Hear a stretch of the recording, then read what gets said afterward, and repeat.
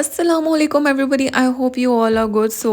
मुझे Saudi Arab आए हुए 6 मंथ्स हो चुके हैं, तो मैंने सोचा कि मैं एक कंपैरिजन वीडियो बनाती हूँ कि मेरी लाइफ पाकिस्तान में कैसी थी और मेरी लाइफ जो है वो सऊदी अरब में किस तरह की है। अगर मैं कंपेयर करूँ 6 महीने का, अगर मैं आप लोगों को रिव्यू दूँ पाकिस्तान के कंपैरिजन में मुझे सऊदी अरब की लाइफ किस तरह की लगी है, इसके ऊपर मैं वीडियो बना रही हूँ। सबसे पहले मैं बात करूँगी पैकिंग के बारे में, जिसके बारे में कोई ऐसा इतनी बात नहीं करता। और मुझे लगता है कि ये एक बहुत मुश्किल प्रोसेस होता है कि जब आपको पता हो कि आपने एक मुल्क से दूसरे मुल्क जाना है और आप पहली मर्तबा जा रहे हो, तो आपको कुछ पता नहीं होता कि आपने क्या लेके जाना है, क्या रखना है, किस तरह से अपनी पैकिंग करनी है और किस तरह से सारी चीज़ें मैनेज करनी है। तो यहाँ पे जो है वो मैं अपनी फ़ाइनल पैकिंग कर रही थी। This is what my room looks like, because सारी जो है वो पैकिंग इस तरह करनी है कि I am almost like shifting my life to another country, so I don't want to leave anything behind. और यहाँ पर भी आप देख सकते हो बहुत सारे कपड़े, वो वाले कपड़े जो हैं वो हैं जो मैं यहाँ पे रख के जा रही हूँ। इसके अलावा कुछ स्वेटर्स पड़े हुए हैं। ये वाला बैग अभी खाली है, इसके अंदर भी मैंने स्टफिंग करनी है। ये मेरे सारे जूते हैं, ये देख सकते हो जूते मैंने इसके अंदर डाल शाल के रखे हुए हैं। और वहाँ पे भी एक बैग है। इसके अलावा ये वाले कपड़े भी अभी मेरे अपने हस्बैंड के रखने हैं इस बैग के अंदर। ये वाला बैग जो है इसके अंदर चीज़ें वगैरह मैंने रख दी हैं, कुछ टॉवल्स। फिर इसके अलावा ये आप देख सकते हो कि I have a lot of ये makeup and toiletries and jewellery and bags. तो यहाँ पे ऐसे अनअटेंडेंट पड़े हैं, लेकिन इनको भी रखना ज़रूरी है। And that is me trying to figure out कि ये सब करना कैसे है, because I don't know. Fast forward to the day जिस दिन मेरी फ़्लाइट थी, इट वाज़ वेरी क्योटिक।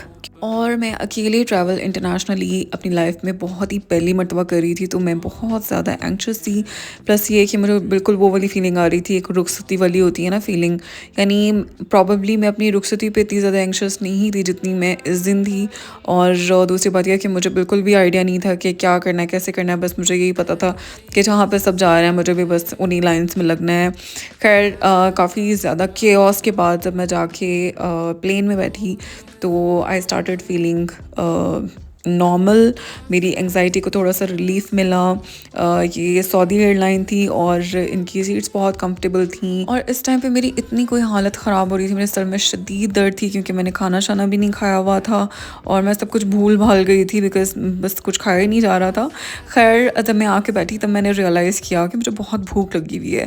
खैर थोड़ी देर बाद पता था कि जो जहाज़ इस टाइम टेक ऑफ करना है, तो वो सारे घर वालों से बात करने के बाद एक एक सब बारी बारी जो है वो सबकी कॉल्स आ रही थी। और जब आप में से अगर किसी के साथ ये सब कुछ हुआ हुआ है तो नीचे कमेंट सेक्शन में ज़रूर बताइएगा। अगर आप लोग अपनी मेमोरीज़ को रीलिव कर रहे हो ये सारे फुटेजेस देखने के बाद, मुझे ज़रूर बताइएगा। और बाकी अगर आपको वीडियो ये अच्छी लग रही है तो लाइक भी ज़रूर कीजिएगा। खैर यहाँ पे मैं आप लोगों को बता रही थी कि आई हैड सिवियर माइग्रेन और मुझे था कि बस मैं जो है वो किसी तरीके से मुझे पेन किलर मिल जाए। प्लेन ने टेक ऑफ कर लिया तो मुझे थोड़ा सुकून आया कि चलो शुक्र है, the chaos is over finally. अब कुछ घंटों में जो है वो मैंने पहुँच ही जाना है। तो आराम से मैं भी फिर चिल होके बैठ गई। और so we have biryani and a salad, or I think this is some sort of cake.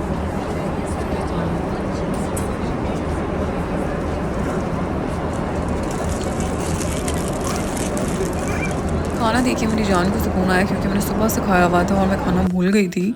तो सबसे पहले तो मैंने जो है ये चिकन राइस बहुत मज़े के थे। यहाँ आने से पहले सब मुझे कहते थे कि सऊदीया में जो है वो खाने तो बहुत ब्लैंड होते हैं, पता नहीं तुम कैसे रहोगी, लेकिन मुझे यहाँ के खाने शाने और यहाँ के कुजीन्स काफ़ी अच्छे लगे हैं। सो उसके बाद फिर जो है वो मैंने 2 पैनाडोल्स खाई और साथ मैंने ये ब्लैक कॉफ़ी मंगवा ली थी। और पैनाडोल खाने के बाद जो है वो मैंने आराम से अपनी कॉफ़ी पी और उसके बाद फिर जो है वो मैं कंबल शम्बल लेके लेट गई। और मैंने बहुत कोशिश की कि मैं छोटी सी नैप ले लूँ, लेकिन ऐसे ट्रैवल करते हुए मुझे तो नींद नहीं आती। और प्लस ये कि मैं अकेली भी थी तो मुझे थोड़ा सा आई वाज सेल्फ कॉन्शियस। तो फिर मैंने क्या किया कि मैंने मूवी लगा ली। और ये एक बहुत ही मज़े की अरबिक मूवी थी।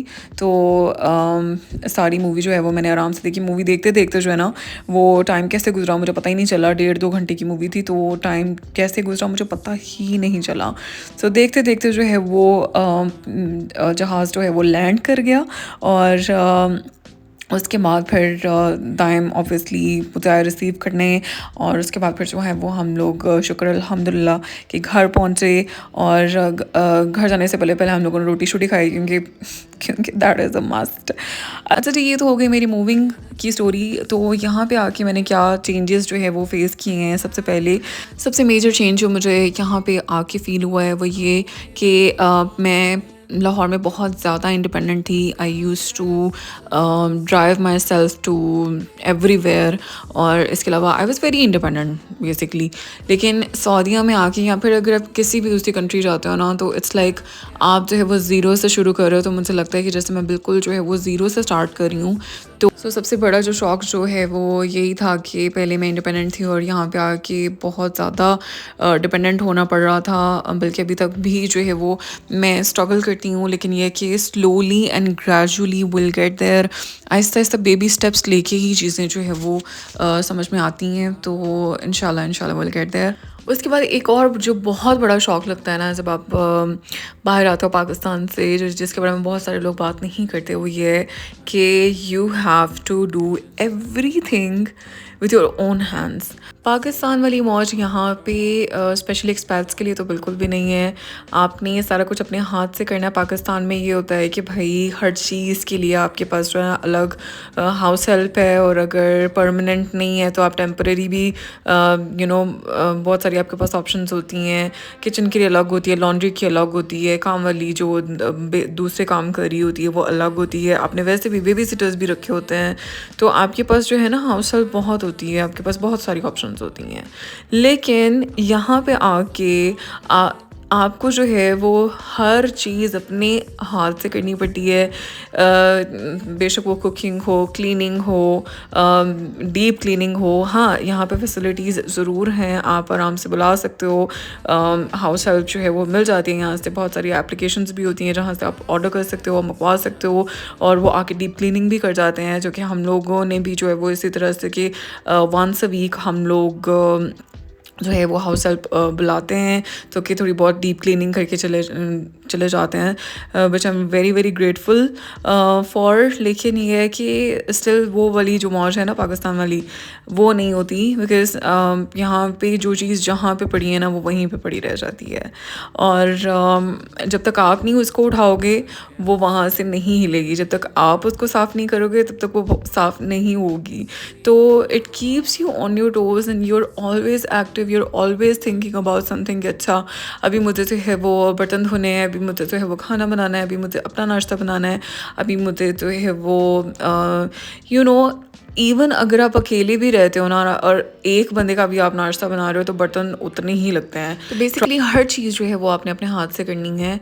बेशक फैसिलिटीज़ भी यहाँ पे बहुत सारी हैं, जैसे मशीन्स जो हैं वो यहाँ पे ऑटो हैं, डिश वॉशर्स भी आप लगवा सकते हो। इसके अलावा फैसिलिटीज़ आप जितनी यानी गुड़ डालोगे उतना ही मीठा होता जाएगा। वो डिपेंड करता है कि आप जो है आपकी अर्निंग किस हिसाब से है। तो बाकी की जो जितनी भी लग्जरीज़ हैं वो सारी डिपेंड करती हैं कि आप जो है वो आपकी अर्निंग किस हिसाब से है। लेकिन ये है कि overall you have to be on your toes, you have to be independent, you have to be active, और आपका माइंड जो है ना वो हर वक्त चलता रहता है कि अच्छा अब मैंने ये करना है, मैंने ये करना है, मैंने ये करना है। तो शुरू में मुझे बहुत ज़्यादा इस चीज़ का जो है वो फ़ील होता था। मुझे काफ़ी मुश्किल लगा, आई वोंट लाई, बट अब जो है ना वो मुझे आदत हो गई है। अच्छा, अगला पॉइंट जिसमें मुझे थोड़ी सी मुश्किल हुई, और इसके बारे में मैं जो है वो इतना नहीं सुना कभी किसी से, लेकिन ये कि शुरू में जो है वो अबाया कैरी करना बहुत मुश्किल लगता है। जैसे मुझे होता है कि मैं शुरू में तैयार होती थी और मैं बहुत बहुत अपने आप को फ़ील कर रहे होते कि आप बहुत बड़े अच्छे लग रहे हो, आपने ड्रेस बहुत प्यारा पहना हुआ है, आपने मैचिंग शैचिंग की हुई है, अच्छा जूता पहना हुआ है ऑल, लेकिन उसके ऊपर से अबाया पहनना पड़ रहा था। तो मुझे शुरू में ना बहुत फ़ील होता था कि यार क्या है। तो मैं अक्सर टाइम को कहती थी कि यार मैं इतना प्यारा तैयार हुई हूँ और अबाया से सब कुछ छुप जाता है। तो दाइम वुड बी लाइक कि यार देखो जैसा देश वैसा भेस, यहाँ पे रिस्ट्रिक्शंस तो नहीं है कोई ऐसा, यानी कि आप अगर जाना चाहो तो जा भी सकते हो। बहुत सारे लोग जो हैं वो अबाया नहीं कैरी करते यहाँ पे, और जीन्स शर्ट में भी होते हैं, और जिसमें वो कंफर्टेबल फील करते हैं उसमें होते हैं। लेकिन ये है कि जैसा देश वैसा भेस। मुझे सिर्फ एक ही बात बोली थी उन्होंने कि पाकिस्तानी कपड़े इतने रंग बिरंगे होते हैं कि लिटरली उसके ऊपर नज़र जाती है सबकी। तो इस वजह से ना थोड़ा सा अनकम्फर्टेबल सीन हो जाता है, तो बाकी और कोई मसला नहीं है। तो फिर मैंने सोचा वाक़ई ये बात सच है। तो अब उसके बाद फिर जब मैं कहीं भी जाती हूँ तो मैं अबाया जो है वो कैरी करती हूँ। अब मुझे मुश्किल नहीं लगता, लेकिन ये है कि शुरू में मुझे बहुत मुश्किल लगता था। अच्छा, एक चीज़ जो मुझे पर्सनली बहुत ज़्यादा फ़ील होती है वो ये है कि I miss my family and my friends a lot. और उसकी सबसे बड़ी रीज़न ये है कि यहाँ पे रियाद में ना तो मेरे पास कोई फ्रेंड्स हैं और ना ही मेरी कोई फैमिली है। All I have is my husband. और मेरे हस्बैंड को जब मैं अक्सर कभी ये बात कहती हूँ ना तो वो थोड़ा बुरा भी महसूस करते हैं, क्योंकि शायद वो ये चीज़ महसूस नहीं कर सकते कि यार आपको फ़ीमेल फ्रेंडशिप्स भी चाहिए होती हैं। आपको जो है वो कहीं आने जाने के लिए कुछ ना कुछ कोई ना कोई तो आपके पास होना चाहिए। फैमिली मेम्बर्स होते हैं या आपका दिल लगा रहता है। लेकिन ये है कि यहाँ पे I used to feel so lonely. शुरू के 3-4 महीने बहुत मुश्किल से गुजरे थे मेरे। और ये कि मुझे फ़ील नहीं होता था कि मुझे क्या मसला हो रहा है, लेकिन ये है कि मैं बहुत ज़्यादा लो हो जाती थी। और लेकिन ये कि मैं इतना मिस करती थी अपने घर वालों को कि मैं उनसे कॉल पे भी बात नहीं करती थी, कि मुझे लगता था कि बस मैं जो है वो आई डोंट नो कि बस मैं उनसे कॉल पे भी नहीं बात कर पाती थी। तो ये एक बहुत बड़ा शौक आपको लगता है कि यार अगर आपके पास फैमिली फ्रेंड्स नहीं है ना, जिस सिटी में आप मूव कर रहे हो, फिर आपके लिए बहुत मुश्किल है। स्क्रैच से फ्रेंडशिप्स करना, स्क्रैच से एक कम्युनिटी बिल्ड करना बहुत मुश्किल है। किसी नई जगह पे जाना, अनलेस कि आप फैमिली बना लेते हो, जब आपके बच्चे शच्चे हो जाएँ, मे बी वो स्कूल जाना शुरू हो जाएँ, या अगर आपके हस्बैंड के कॉलीग्स हैं तो और उनकी वो इनवाइट करें, उनकी बीवियों के साथ आपकी इस्लाम दुआ हो जाए। इन माय केस ऐसा भी कुछ नहीं था। दाइम जो है उनकी दाइम वो बहुत इंट्रोवर्टेड हैं, तो वो बहुत ज़्यादा मिलना वगैरह पसंद नहीं करते अपने कॉलीग्स वगैरह के साथ। तो इसलिए मेरा बहुत ज़्यादा जो है वो आना जाना नहीं है कहीं पे। तो मैंने जब भी कहीं जाना होता है तो it's always me and my husband. तो ऑब्वियसली मैं इसको बहुत ज़्यादा इंजॉय करती हूँ, अल्हम्दुलिल्लाह आई एम वेरी प्रिविलेज्ड। लेकिन यह है कि आप अपनी फैमिली और अपने फ्रेंड्स को बहुत ज़्यादा मिस करते हो, और that is happening to me आजकल। और ये चीज़ जो है ये सिर्फ वही लोग महसूस कर सकते हैं जो बाहर के मुल्क रहते हैं। अब आके आई थिंक थोड़ा सा मैं सेटल डाउन हो गई हूँ, थोड़ा सा मेरा दिल लगना शुरू हो गया है यहाँ पे। शायद मुझे लगता है कि मेरा दिल लग गया है, लेकिन ये है कि कभी कभी मैं बहुत ज़्यादा होम सिक हो जाती हूँ। और स्पेशली ये कि मैं अभी पाकिस्तान एक बार भी नहीं गई, तो इस वजह से मैं बहुत ज़्यादा होम सिक फील करती हूँ। तो I really miss my sisters, my whole family. मैं अपने नेफ्यूज़ को और सबको बहुत मिस करती हूँ। अपने पेरेंट्स को सबसे ज़्यादा मैं अपने पेरेंट्स को मिस करती हूँ, अपनी फ्रेंड्स को मिस करती हूँ, अपनी लाइफ को मिस करती हूँ। तो बस ये है कि शुरू में जो है वो थोड़ी सी मुश्किल होती है आपको, बिल्कुल डेफिनेटली आप लोनली फील करते हो। और लेकिन ये है कि things will get easy with time. अभी तो सिर्फ 6 महीने हुए हैं, और जैसे जैसे वक्त गुजरता जाएगा वैसे वैसे जो है वो चीज़ें बेहतर होती जाएंगी। तो ये है कि कम्युनिटी बनाना बहुत बहुत बहुत ज़रूरी है यहाँ पे। लेकिन ये है कि मैं ख़ुद इस तरह की हूँ कि मैं बिल्कुल भी इनिशिएटिव नहीं ले पाती। मैं जो है वो यानी फ्रेंडशिप में पहल नहीं कर सकती। तो मैं ना तो किसी नेबर से मिलती हूँ, ना किसी से भी नहीं मिल पाती। और ऑब्वियसली फिर कोई भी जब आपसे नहीं मिलता तो फिर आपकी कम्युनिटी नहीं बिल्ड होती। तो बस यही सीन चल रहा है अभी तक तो फ़िलहाल।